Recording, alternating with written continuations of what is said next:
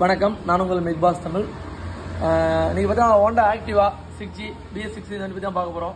இந்த வண்டியை first of all என்ன கம்ப்ளைண்ட் சொல்லி கேட்டுங்க. வயர்கிட்ட வந்து ஃபுல் அண்ட் ஃபுல் வயர்கிட்ட பார்த்தா ஃபுல் அண்ட் ஃபுல் டேமேஜ் ஆயிடுச்சு.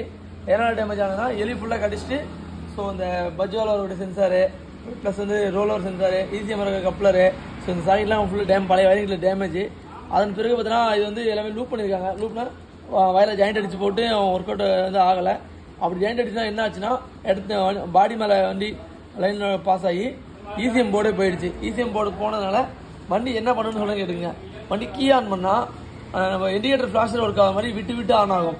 ஸோ ஓவராலாக பார்த்தீங்கன்னா வண்டி விட்டு தான் ஆன் ஆகும், பிளிங்க் ஆகும், விட்டு விட்டு அடிச்சுக்கும். MI லைட் ஆகட்டும், மீட்டர் லைட் ஆகட்டும், எல்லாமே விட்டு விட்டு அடிக்கும். ஆரன் எல்லாமே இது பிரச்சனை பார்த்தீங்கன்னா ECM தான். எப்படி கன்ஃபார்ம் பண்ணால் வேற ஒரு வண்டியில் ECM இதே மாதிரி சேம் மாடல் உள்ள வண்டியை கஸ்டமர் வண்டியை வர வச்சு செக் பண்ணி பார்த்தா நம்ம இந்த ECM பொசிஷனை கன்ஃபார்ம் பண்ணோம்.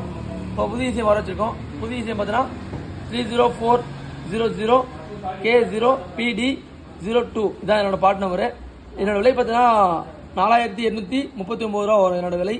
இது வந்து புது ECM ஹோண்டாவோட ஒரிஜினல் ECM இது.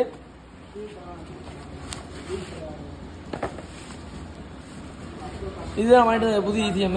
ஸோ இந்த வண்டி போட்டுட்டு வண்டி ஸ்டார்ட் பண்ண போகிறோம். இதுதான் நீங்கள் உள்ள தகவல். தேங்க்யூ.